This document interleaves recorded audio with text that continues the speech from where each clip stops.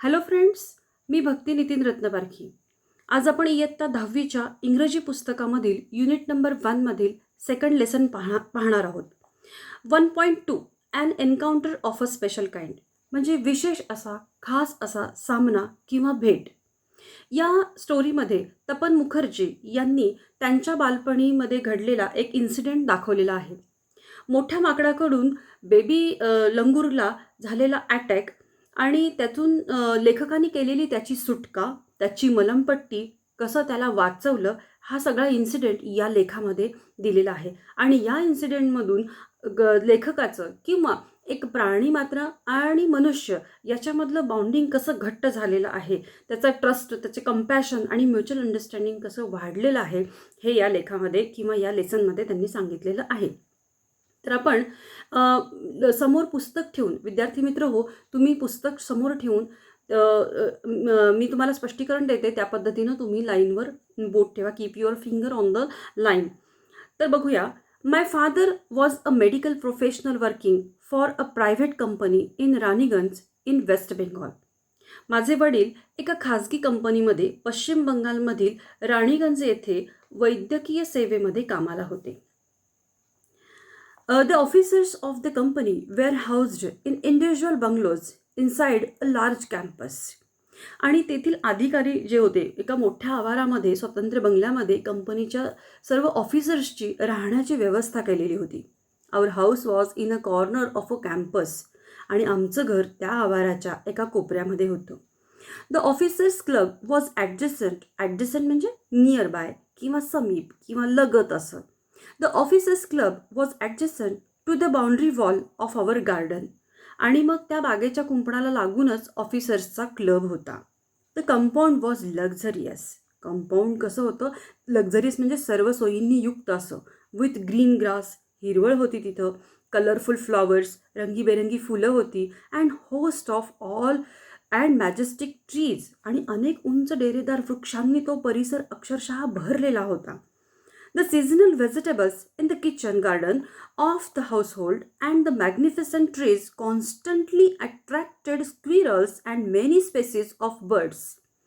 म्हणजे घराघरातील स्वयंपाकघराच्या परिसरामध्ये लावलेल्या किंवा परसांमध्ये लावलेल्या मोसमी भाज्या आणि बहारदार झाडांमुळे अनेक प्रकारचे पक्षी किंवा खारी इथे कायम आकर्षित होत असत. A group of langurs had even made their den in an ashwatha trees nearby. आणि जवळच असलेला अश्वत्था म्हणजे पिंपळ झाडावर वानरांच्या एका टोळीने अक्षरशः मुक्काम थाटला होता. They had all become a part and parcel of our existence and daily life. आणि ते सगळेजण म्हणजे कोण? तर खारी, पक्षी, त्यानंतर ही वानरं, हे सगळेजण आमच्या अस्तित्वाचा आणि दैनंदिन जीवनाचा जणू अविभाज्य असा घटक बनले होते. म्हणजे पार्ट अँड पार्सल म्हटलेलं आहे, म्हणजे तो अस्तित्वाचा एक अविभाज्य घटक बनलेले होते. एक्झिस्टन्स म्हणजे अस्तित्वाचा एक घटक बनलेले होते. पुढे बघूया. A small incident on a Saturday afternoon left a profound effect on me and unfolded before my eyes a whole new dimension to the wonders of God's creation. आणि मग एका शनिवारच्या दुपारी घडलेल्या घटनेनं काय झालं? माझ्या मनावर सखोल असा परिणाम केला. प्रोफाऊंड म्हणजे सखोल किंवा गाढा असा इफेक्ट, परिणाम माझ्या मनावर झाला. आणि त्यामुळं काय झालं? परमेश्वराच्या अजब किमयेचा एक अनोखा पैलू माझ्यासमोर उलगडला गेला. अनफोल्डेड म्हणजे नव्यानं मला कळलं, ती नव्यानं मला माहिती कळली. म्हणजे न्यू डायमेन्शन म्हणजे एक नवीन घटक कळला. आणि त्या परमेश्वराच्या एका नवीन घटनेमुळं किंवा किमयेमुळं अनोख्या पैलू माझ्यासमोर उलगडला गेला. It was a few days into the puja vacation. आणि दुर्गा पूजेची सुट्टी सुरू होऊन थोडेच दिवस झालेले होते. Just like for any other child, the holidays provided an opportunity to me to become engrossed in the various magazines and story books published specially for the children in the festive season. आणि मग काय झालं? इतर मुलांप्रमाणे या सुट्टीत मलाही सणासुदीच्या काळात खास मुलांसाठी प्रकाशित होणाऱ्या विविध मासिके म्हणजे सुट्टीमध्ये काही काही कॉमिक्स तयार होतात किंवा पब्लिश होतात आणि अशा गोष्टींच्या पुस्तकामध्ये गुंग होण्याची संधी किंवा ती पुस्तकं वाचण्याची संधी मला मिळालेली होती. आता या ठिकाणी एनग्रॉस्ड म्हटलेलं आहे म्हणजे ऑक्युपाईड किंवा ऑक्युपाईड इन किंवा व्यापून टाकले, गुंतवून टाकले अशा अर्थाने हा शब्द दिलेला आहे, engrossed in. After a hearty lunch my parents and my younger sisters lay down for an afternoon nap and I settled down with a story book. आणि मग नंतर काय झालं, दुपारच्या भरपेट जेवणानंतर, इथं हार्टी लंच म्हटलेलं आहे म्हणजे भरपेट सफिशियंट अशा जेवणानंतर my parents and my younger sisters म्हणजे माझे आईवडील आणि लहान बहिणी या वामकुक्षी घेत पडल्या होत्या आणि मी एक गोष्टीचे पुस्तक घेऊन निवांत बसलो होतो. नॅप, इथं नॅप NAP नॅप लिहिलेलं आहे. याचा अर्थ थोडंसं दुपारची वामकुक्षी आपण म्हणतो त्याला तशा पद्धतीची. आफ्टरनून नॅप म्हणजे आफ्टरनून स्लीप, दुपारची वामकुक्षी. And I settle down with a story book आणि मी माझं गोष्टींचं पुस्तक घेतलं आणि निवांत बसलो. द क्वाईट आफ्टरनून, दुपारची शांतता. The quiet afternoon presented the perfect backdrop for reading and adventure story. आणि दुपारचं ते शांत असं वातावरण होतं आणि एखादी साहसकथा, ॲडव्हेंचर स्टोरी म्हटलेलं आहे, साहसकथा वाचण्यासाठी फारच अनुकूल असं वातावरण दुपारचं होतं. खूप शांतता होती आणि या साहसकथा वाचायला खूप लेखकाला आवडायच्या. The silence was occasionally broken by the sound of my family snoring, the intermittent chirping of house sparrows, the harsh cawing of crows, the shrill call of a kite flying high above the ground. बघा, मग या शांततेला कोण कोण भंग करत होतं, तर त्या शांततेला मधूनच माझ्या घरच्यांचं घोरणं हे भंग करत होतं. The silence was occasionally broken by the sound of my family snoring. Snoring याचा अर्थ घोरणं. The intermittent chirping of house sparrows म्हणजे चिमण्यांचा चिवचिवाट. आता इंटरमिटंट म्हणजे नेहमी येणारे असा त्याचा अर्थ होतो. चिर्पिंग ऑफ हाऊस स्पॅरोज नेहमी येणाऱ्या ज्या काही चिमण्या आहेत घरामध्ये त्यांचा चिवचिवाट. अधूनमधून कावळ्यांची कावकाव. The harsh cawing of a crows, अधूनमधून कावळ्यांची कावकाव आणि उंचावरून उडत जाणाऱ्या घारींचं कर्कश ओरडणं म्हणजे the shrill call of a kite flying high above the ground. इथं श्रील म्हणजे हाय अँड लाऊड साऊंड असा अर्थ होतो आणि KIT काईट म्हणजे घार. तर त्या घारींचं कर्कश ओरडणं या शांततेत भंग करत होतं. मिनिट्स टिक्ड बाय म्हणजे घड्याळाची टिकटिक वाजत होती. I became deeply absorbed in the book आणि थोड्याच वेळात मी पुस्तक वाचण्यामध्ये पार घडून गेलो. Suddenly I heard a group of street dogs barking furiously in the distance. अचानक मला दूरवर भटक्या कुत्र्यांच्या जमावाचा भेसूर असा भुंकण्याचा आवाज आला. I chose to ignore the commotion thinking that the pack of dog might have cornered a hapless pig. पहिल्यांदा मला असं काय वाटलं की त्या गलक्याकडे मी थोडंसं दुर्लक्ष केलं कारण मला असं वाटलं की एखादं बिचारं डुक्कर त्या कुत्र्यांच्या तावडीत सापडले असेल आणि म्हणून मी त्याच्याकडे दुर्लक्ष केलं. इथं हॅपलेस असा एक शब्द दिलेला आहे. दॅट मीन्स अनफॉर्च्युनेट किंवा दुर्दैवी असं. आणि कमोशन हा एक शब्द आहे. तर कमोशन म्हणजे नॉईज, गोंधळ. तर but soon the barking became a louder and more aggressive and the alarmed cawing of a flock of a crows added to the cacophony. आणि मग काय झालं, मी दुर्लक्ष केलं पहिल्यांदा, मात्र काही वेळात ती कुत्री अधिकच द्वेषानं भुंकू लागली आणि कावळ्यांच्या या भीतीदायक कर्कश अशा ओरडण्याने त्या कोलाहलात आणखीनच भर पडली. इथे एक कॅकोफोनी नावाचा कॅकोफोनी असा एक शब्द आहे. That means loud and harsh noise. त्या कोलाहलामध्ये अजूनच भर पडली. I also heard the disturbance approaching closer. आणि हा जो गलका होता किंवा कोलाहल होता तो जवळ जवळ येत आहे असं मला जाणवलं. नेक्स्ट पेज नंबर 9वर बघा. Curiosity got the better of me. आणि मग माझं जे पुस्तक वाचन चालू होतं त्याच्यावर defeated, got the better of म्हणजे ओव्हरपॉवर्ड किंवा डिफिटेड किंवा मात केली. कशाने, तर या कोलाहलांनी माझ्या पुस्तक वाचनावर मात केली आणि म्हणून मी पुस्तक बाजूला ठेवून काय चाललंय ते पाहण्यासाठी व्हरांड्यामध्ये धावलो. Leaving the book aside rushed to the veranda to see what was going on. Second paragraph. I glanced towards the roof of the club house and saw something horrible. Club हाऊसच्या छपराच्या दिशेने मी बघितलं, नजर टाकली, तर काय, मला तिथे एक भयंकर काहीतरी दिसले. A big male langur, apparently the leader of its group, was holding a baby langur in his hands and mercilessly biting it all over with a definite intent to kill. आणि मग त्या भयानक दृश्यात मला काय दिसलं, तर एक बलदंड असं स्ट्रॉंग असं वानर, बहुधा त्या टोळीचा तो म्होरक्या असावा, लीडर असावा, एका वानराच्या पिल्लाला पकडून त्याला जिवे मारण्याच्या हेतूने, इथं म्हटलेलं आहे डेफिनेट इंटेंट टू किल, म्हणजे त्या बेबी लंगूरला जिवे मारण्याच्या इराद्याने, हेतूने त्याच्या शरीराचे निर्दयपणे लचके तोडत होता. The helpless mother of the baby and other lesser members of langur group were scattered on the roofs of the buildings nearby watching the baby being killed. आणि मग हे करत असताना त्या पिल्लाची, म्हणजे तो जो मोठा लंगूर होता त्याने छोट्या पिल्लाला पकडून ठेवलं होतं, त्या पिल्लाची केविलवाणी आई जी होती ती पण हे सर्व पाहत होती. आई वानरी आणि टोळीतले इतर दुर्बल वानर, इथं म्हटलेलं आहे लेसर मेंबर्स, तर तिथं छोटे मेंबर्स किंवा दुर्बल असे वानर आजूबाजूच्या इमारतींच्या छपरावर गोळा होऊन असहाय्यपणे पिल्लाचा जीव जाताना पाहत होते.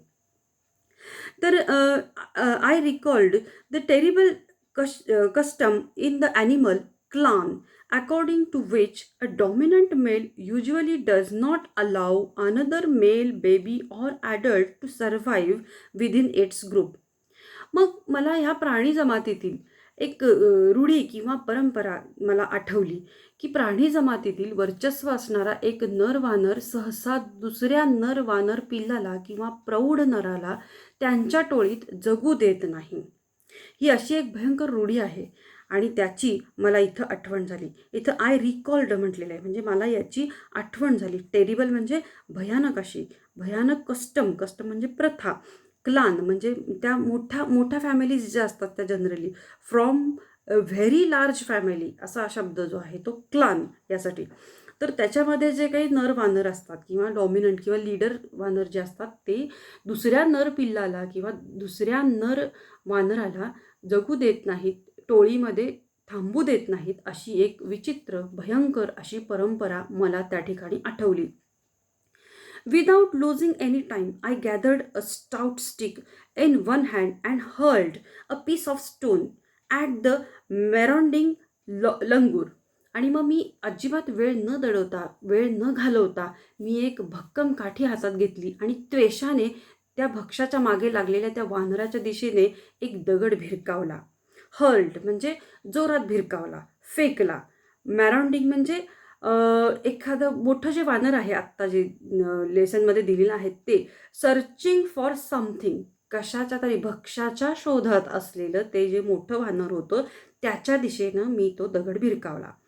The langur was so infuriated that it hardly took any notice of my assault.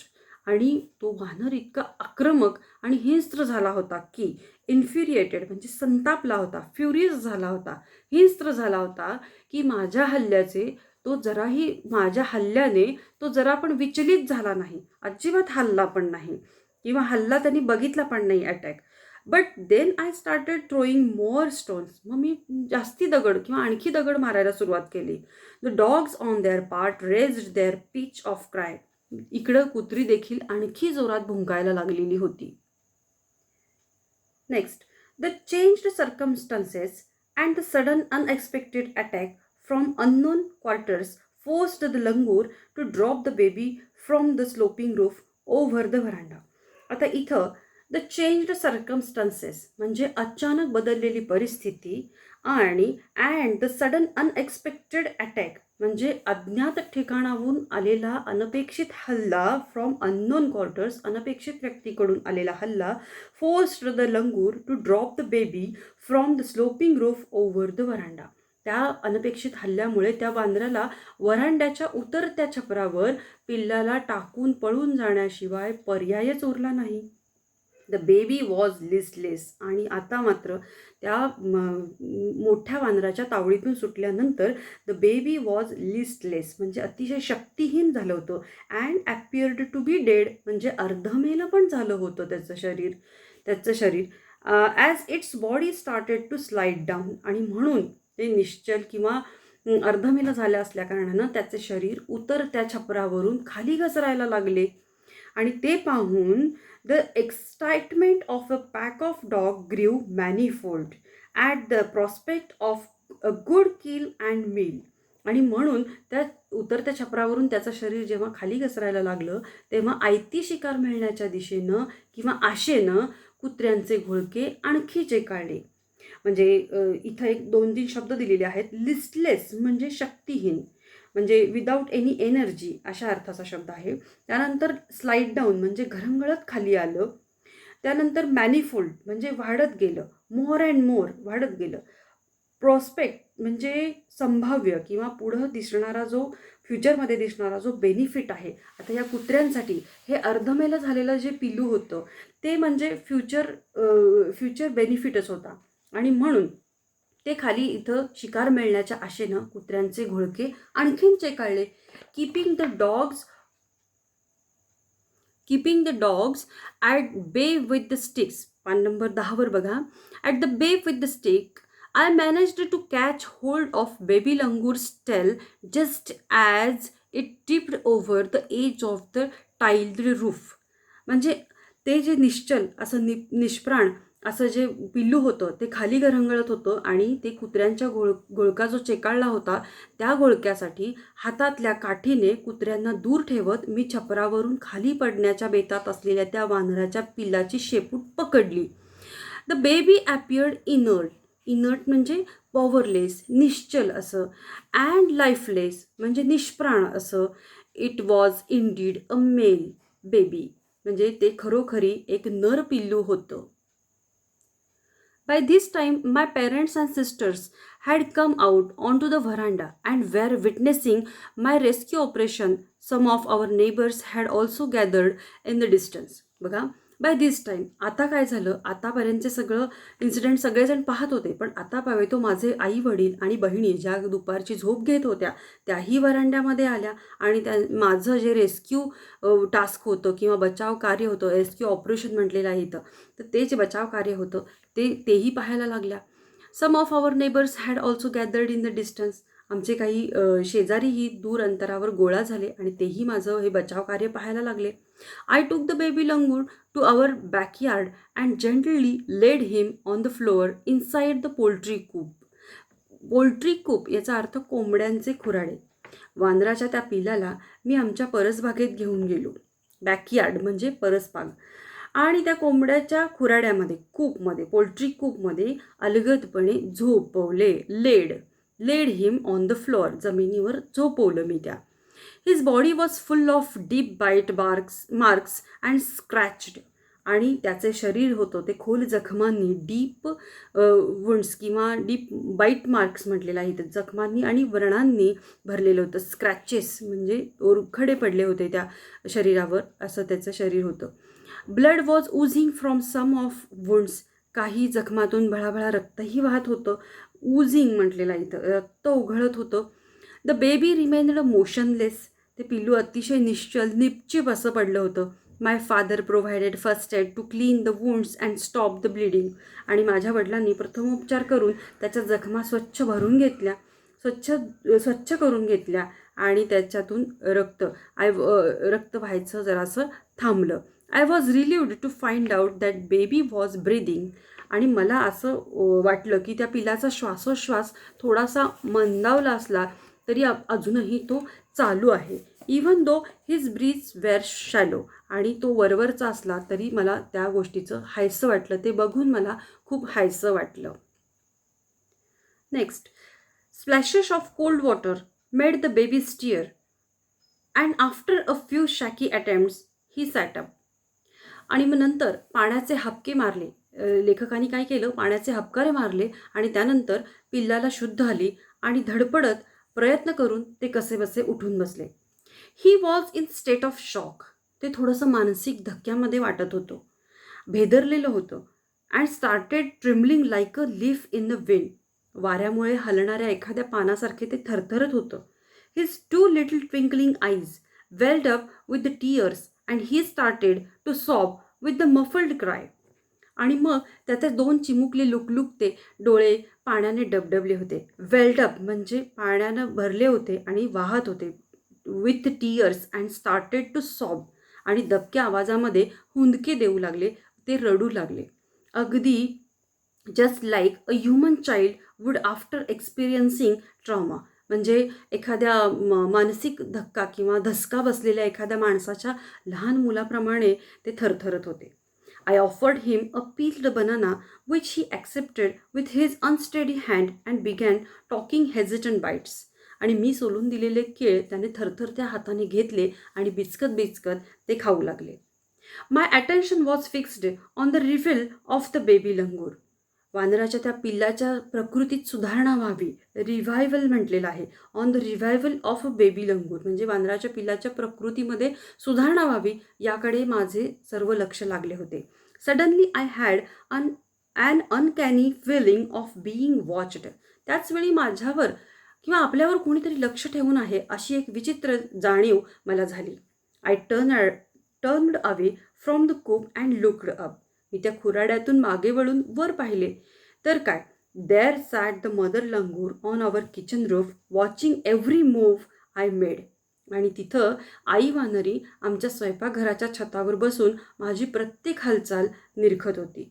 She simply sat there quietly. ती शांतपणे बसून होती, जणू काही as if convinced that no harm was being done to her child. असं काही तिच्या डोळ्यातून जाणवत होतं की जणू काही माझे पिल्लू तुमच्याकडे सुरक्षित आहे आणि त्याची खात्री पटल्यामुळे मी शांत बसलेली आहे, अशा पद्धतीच्या आविर्भावामध्ये ती बसलेली होती. Meanwhile the baby sensed the presence of his mother and stared the sobs and cry a little louder. आणि दरम्यान काय झालं, ती आई आली हे कळलं त्या पिल्लाला आपल्या आईच्या तिथं असण्याची चाहूल लागली आणि ते मोठमोठ्याने हमसून हमसून रडायला लागले. I retreated from the door of a cope to allow the mother access to her baby. आईला तिच्या पिल्लाकडे जाता यावे म्हणून मग मी त्या खुराड्याच्या दारातून माघारी वळ. Immediately the mother descended on the floor of the coop and picked up the baby in her arms. आणि मग काय झालं, काही क्षणांसाठी त्या वानरीने माझ्या डोळ्यात डोळे घालून पाहिले. Immediately the mother descended on the floor of the coop and picked up the baby in the arms. म्हणजे काही क्षणात त्या आईनं त्याची आई ताबडतोब खाली उतरून खुराड्यापाशी आली आणि पिल्लाला तिने अगदी आपल्या हातात उचलून घेतले.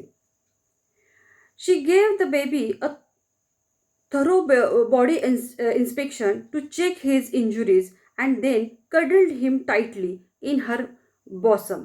आणि त्याच्या शरीरांवरील जखमांची तिने बारकाईने कसून तपासणी केली, इन्स्पेक्टेड, आणि आपल्या छातीशी घट्ट धरून त्याला कवटाळले. आणि मग कडल्ड म्हणजे जवळ घेतले तिला, him tightly in her bosom, तिच्या छातीशी घट्ट कवटाळले तिला. The baby found great solace in her caring arms. तिच्या मायेच्या घट्ट मिठीमध्ये पिल्लाला जवळजवळ दिलासा मिळाला होता.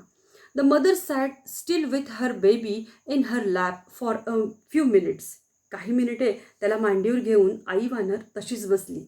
It was almost as if she was pondering over her options and trying to figure out how she could keep the baby safe from further assault. आता बहुधा पुन्हा हल्ला झाला तर पिल्लाला वाचवण्यासाठी काय करता येईल असा ती विचार करत होती. इथं म्हटलेलं आहे की पॉन्डरिंग ओव्हर हर ऑप्शन्स म्हणजे गाढ विचार करत होती की पुन्हा जर हल्ला झाला या मोठ्या वानराचा तर ती पिल्लाला तिनं कसं वाचवावं किंवा कीप द बेबी सेफ, हे पिल्लू कसं सेफ ठेवावं या गाढ्या विचारामध्ये ती होती. त्यानंतर बघा पान नंबर 11वरच बघा. For a few seconds the mother langur looked straight into my eyes. त्या काही क्षणांसाठी त्या आई वानरीने माझ्या डोळ्यामध्ये डोळे घालून पाहिले. Even today I cannot forget that look in her eyes. म्हणजे आजही ते कृतज्ञता व्यक्त करणारे तिचे डोळे मी आजही विसरू शकत नाही. Showing silent gratitude on me for the saving her child. Gratitude म्हणजे याचा अर्थ कृतज्ञता व्यक्त करणारे तिचे डोळे आजही मी विसरू शकणार नाही. आज लेखक 70 वर्षाचा आहे आणि 50 वर्षापूर्वीची ही घटना आहे आणि तो इन्सिडेंट तो विसरू शकत नाही असं त्यांनी सांगितलेलं आहे. ते तिचे डोळे कृतज्ञता व्यक्त करणारे ते विसरू शकत नाही असं सांगितलेलं आहे. I was overwhelmed by the emotion and sentiment and the way she laid thank to me. तिच्या डोळ्यातले ते भाव आणि माझे आभार मानण्याची तिची पद्धत पाहून मला भरून आले. There sat a universal mother holding a stricken child in her lap. आणि म्हणून माझ्यासमोर आपल्या दुःखी कष्टी बाळाला कवेत घेऊन दिलासा देणारी साऱ्या विश्वाची माता माझ्यासमोर बसलेली होती. Then in a flash she jumped with her baby clinging to her belly and reached our kitchen roof. आणि मग त्यानंतर त्या क्षणानंतर ज्या ज्या वेळी ती डोळ्यात डोळे घालून बघत होती लेखकाकडे, तर त्या क्षणाच्या नंतर आपल्या पिल्लाला पोटाशी धरून तिने आमच्या स्वयंपाकघराच्या छतावर उडी मारली. शी सर्व्हेड द एरिया. मग तिने सगळा तो एरिया जो होता त्याच्यामध्ये नजर टाकली, कानोसा घेतला आणि मग area for the vicious male langur and then leapt away in the direction opposite to the place of the violent encounter. आणि मग त्या निर्दयी नरवानराचा कानोसा घेत तिने आजूबाजूचा परिसर निरखला आणि ज्या बाजूने तो भीषण हल्ला झाला होता त्याच्या विरुद्ध दिशेला तिनं झेप घेतली. The brief meeting with the mother and the baby langur convinced me that interspecies communication and mutual trust is indeed a reality and should anyone strike right chord the relationship hums into action. आणि म्हणून इथे एक लेखकाने खूप छान स्पष्टीकरण दिलेलं आपल्याला की एक आई आणि पिल्लाच्या त्या ओझरत्या भेटीची मला खात्री पटली होती आणि म्हणून द ब्रीफ मीटिंग म्हटलेलं आहे. आणि ब्रीफ म्हणजे ओझरती, इथं अर्थ ओझरती. The brief meeting with the mother and the baby langur convinced me म्हणजे मला समजून आले, मला खात्री पटली की दॅट इंटरस्पेसिस म्हणजे आंतरप्रजातीय, कम्युनिकेशन म्हणजे त्याच्यातील संवाद, अँड म्युच्युअल ट्रस्ट एकमेकांकडूनचा विश्वास, इज इंडीड खरोखरी सत्य गोष्ट आहे, a reality and should anyone strike right chord. आणि म्हणून ती दृढविश्वास ही खरोखर सत्य गोष्ट आहे आणि म्हणून एकमेकांच्या मनांच्या तारा जर योग्य रीतीने छेडल्या गेला तर ते नाते अधिक सुरेल बनते. The relationship hums into action म्हणजे जागृत होते, त्या व्यवस्थित सुरेल बनते. The mother langur showed me that food was not the only means of communication between man and animal, but that there were other means of establishing a bond through trust, compassion and mutual understandings. आणि म्हणून त्या आई वानरीने मला असं दाखवून दिलं की मनुष्य व प्राणी यामधील संवादाचं साधन फक्त अन्न नाही आहे. फक्त अन्नासाठी ते आपल्याकडे येतात, आपण त्यांना अन्न देतो, हे फक्त संवादांचं साधन नसून त्यांच्यातील नातं दृढ होण्यासाठी, घट्ट होण्यासाठी परस्पर विश्वास हवा, अनुकंपा हवी, सामंजस्य हवे, म्युच्युअल अंडरस्टँडिंग. कंपॅशन म्हणजे दयाळू भावना, ट्रस्ट म्हणजे विश्वास आणि अंडरस्टँडिंग म्हणजे समजून घेण्याची जी वृत्ती आहे ती असणं फार गरजेचं आहे. 55 years have passed since that day. आता या घटनेला किंवा त्या दिवसाला आता 55 वर्ष उलटून गेलेली आहेत आणि I am now 70 years old. मी आज 70 वर्षाचा आहे, पण but I still fondly remember that encounter of a special kind. पण त्या अविस्मरणीय अशा भेटीची आठवण मी आजही माझ्या उराशी प्रेमपूर्वक जपली आहे, असं आपल्याला या गोष्टीतून तपन मुखर्जींनी स्पष्ट केलेलं आहे. की एक आई किंवा एक युनिव्हर्सल मदर याचं दर्शन या धड्यामध्ये दिलेलं आहे, या लेसनमध्ये दिलेलं आहे. एक आई आणि पिल्लाच्या ज्या ओझरत्या भेटीनं काय काय दाखवून दिलं. माणूस आणि प्राणी याच्यातील नातं हे फक्त अन्न नसून, याचं साधन संवादाचं अन्न नसून, त्याच्यातलं नातं दृढ होणं गरजेचं आहे. परस्पर विश्वास महत्त्वाचा आहे. अनुकंपा, म्युच्युअल अंडरस्टँडिंग म्हणजे सामंजस्य फार महत्त्वाचं आहे, असं ह्या लेसनमधून सांगितलेलं आहे. तर मुलांनो, विद्यार्थी मित्रांनो, हा लेसन जो आहे पान नंबर 8, 9, 10 आणि 11 या 4 पानांवर लेसन आहे. मी हा लेसन इथं डिस्प्ले केलेलाच आहे. तरी देखील पुन्हा एकदा हा लेसन तुमचं बोट ओळीवर ठेवून, keep your finger on the line असून ते तुम्ही वर्ड टू वर्ड पाहावं, त्याचं translation. Okay. Okay guys, bye guys.